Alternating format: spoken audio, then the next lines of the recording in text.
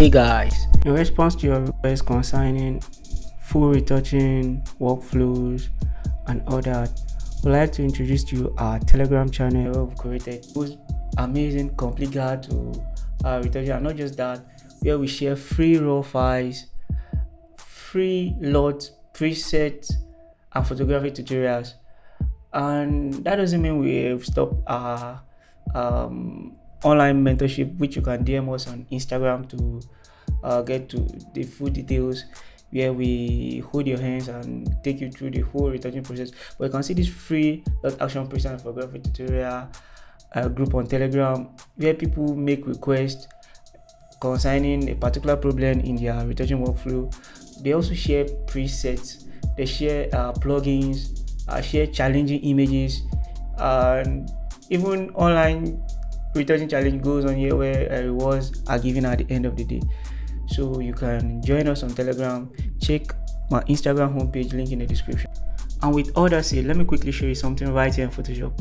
When saving for web, there are some things to keep in mind. Come to export, save for web legacy. Make sure your optimize here is checked, and the embedded color profile is also checked.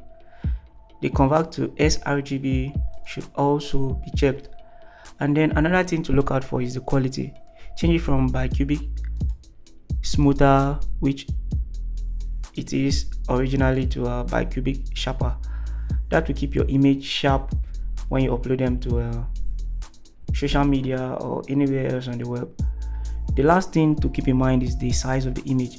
A fairly low image size is better, because when the image size is large, the social media or the web-based service tends to compress the size of your image, making the quality and the overall image appear pixelated and very bad to the eye. So keep the image size low. You can check for specific social medias. There are recommended image size value here you can input for width and height. In another video, I'll go into how to specifically save for Instagram, the best method to use, and how to save for Facebook.